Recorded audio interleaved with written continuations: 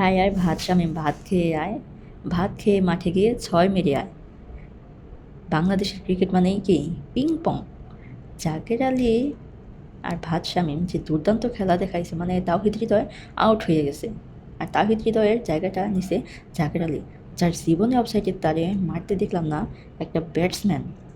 তার ব্যাটিং দেখে মনে হইতেছে নাসুম আহমেদ এর থেকে ভালো ব্যাটিং করতে পারে। নাসুম আহমেদ তারে আল্লাহ খালি মানে সবই দিছে, শরীর দিছে, চেহারা দিছে, সেরকম একটা বডি ফিটনেস দিছে, সবই আছে, মাথায় খালি ব্রেনটাই নেই। যদি ব্রেনটা দিত তাহলে আর কিছুই ঘাটতি থাকতো না। যে দুর্দান্ত লেভেলের ব্যাটিং তোমরা করতেছো তা বলার ভাষা নেই। 7 রান নিতে যায় 3 জন আউট হয়ে গেছে। জুনিয়র তামিম একজন সেট ব্যাটসম্যান, ম্যাচটাকে জিতায় তার শেষ করার কথা ছিল, সেও আউট হয়ে গেছে। জাকের আলী তো মনে করছে যে বিসিবি ওর বাবার সম্পত্তি, এই ক্রিকেট থেকে ওরে কেউ নামাইতে পারবো না, এই জন্য সে dot ball dot ball dot ball, অফসাইডের বল সে চোখেই দেখে না, সে লাগাইতেই পারে না।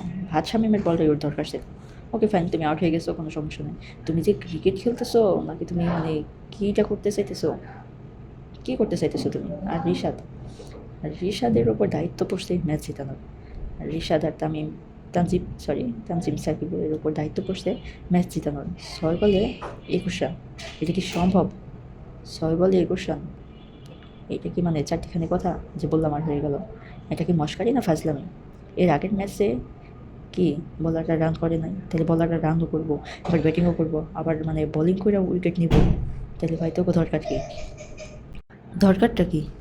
লিটন কুমার দাস ভাবছিলাম যে নতুন করে আবার কামব্যাক করবো, এজ এ ক্যাপ্টেন হিসেবে তার কাছে আশা ছিল সে আসলে দলটার মোটিভেট হবে, চাঙ্গা হবে। আনফর্চুনেটলি তার কিছুই হয় নাই। সে লাইক পাইছে, শুরুতে ভালো ব্যাটিংও করছে, কিন্তু লাস্টে যায় কি টিকে থাকতে পারে নাই। মানে এমনি করেই চলতেছে বাংলাদেশের ক্রিকেট খেলা।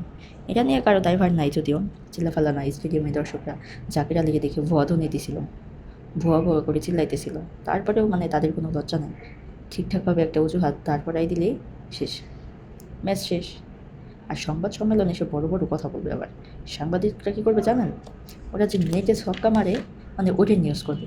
গত ম্যাচে সাংবাদিকরা নিউজ করেছে, কী করছিল যে ম্যাচ শেষে জাকের আলী নেট প্র্যাকটিসে নেমে গেছে।